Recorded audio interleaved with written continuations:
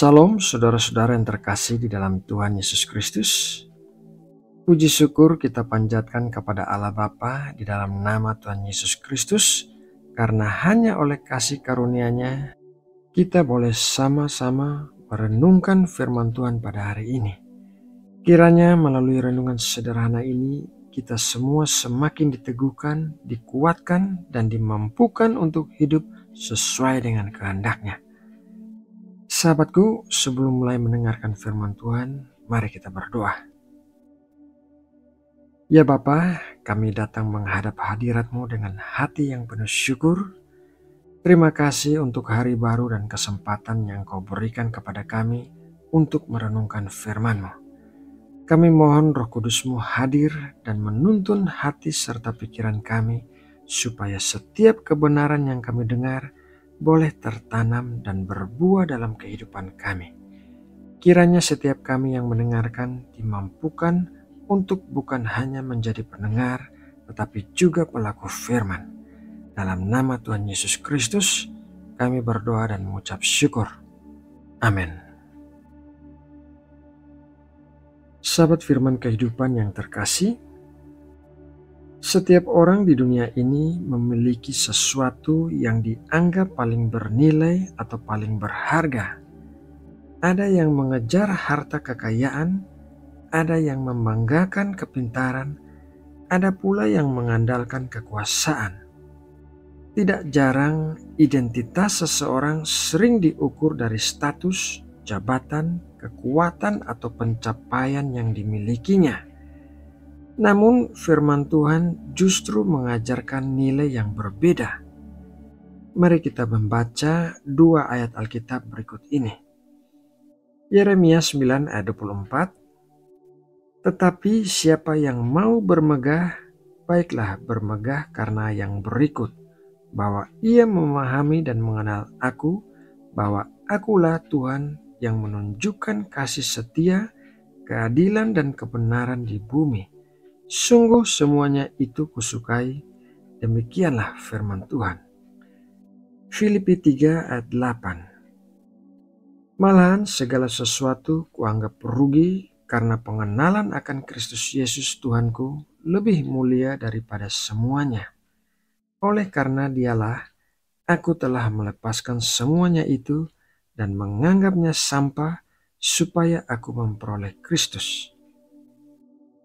Kedua ayat ini menekankan satu hal yang sama, yaitu bahwa pengenalan akan Allah, khususnya dalam Kristus, adalah harta dan kebanggaan yang tertinggi bagi manusia.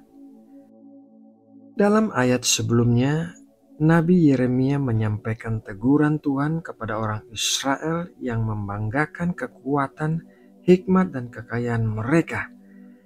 Pada zaman itu, seperti juga pada masa kini, manusia kerap mengukur nilai dirinya dari harta, yaitu seberapa banyak yang dimiliki, dari kekuatan, yaitu seberapa besar pengaruh, kuasa, atau kemampuan fisik, dari kepintaran, yaitu seberapa tinggi pengetahuan atau kebijaksanaan. Akan tetapi, ketiga hal ini tidak bertahan selamanya. Harta dapat hilang dalam semalam, kekuatan akan pudar dimakan usia, kepintaran pun terbatas dan tidak dapat menjawab seluruh pertanyaan tentang kehidupan. Seperti yang dikatakan dalam kitab Pengkhotbah, semuanya adalah kesia-siaan tanpa Allah. Dalam kehidupan modern, kita pun menghadapi hal serupa.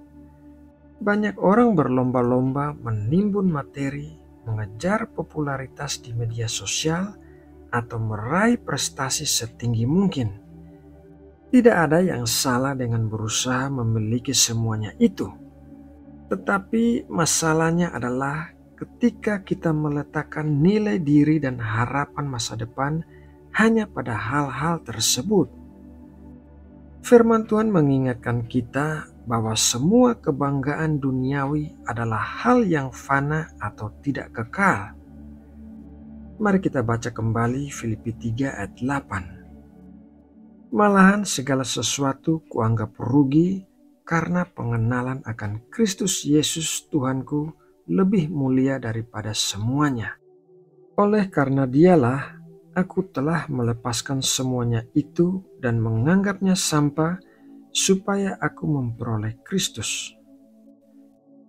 Rasul Paulus memberikan kesaksian pribadinya bahwa sebagai orang Farisi sebelum mengenal Kristus, Rasul Paulus memiliki banyak hal untuk dibanggakan. Ia terpelajar, berasal dari suku Benyamin, seorang Ibrani sejati, patuh pada hukum Taurat, bahkan memiliki kedudukan religius yang tinggi. Namun setelah bertemu Kristus, semuanya itu seperti sampah dibandingkan dengan pengenalan akan Kristus. Rasul Paulus tidak sekedar menganggap pengenalannya akan Kristus sebagai nilai tambahan, melainkan sebagai satu-satunya harta yang paling bernilai. Segala hal lain yang dulu ia banggakan menjadi tidak berarti dibandingkan dengan kemuliaan yang dia temukan dalam Kristus. Hal ini menunjukkan bahwa pengenalan akan Kristus bukan hanya pengetahuan intelektual, melainkan pengenalan hidup yang membawa perubahan total. Rasul Paulus rela kehilangan segalanya demi mendapatkan Kristus karena ia tahu hanya di dalam Kristus ada keselamatan dan kehidupan yang kekal. Kemudian pertanyaannya adalah, bagaimanakah kita bisa menerapkan apa yang kita pelajari dalam renungan hari ini? Penerapan yang pertama yaitu dalam pekerjaan. Kita bisa bekerja keras dan meraih prestasi, tetapi jangan menjadikan hal itu sebagai pusat identitas.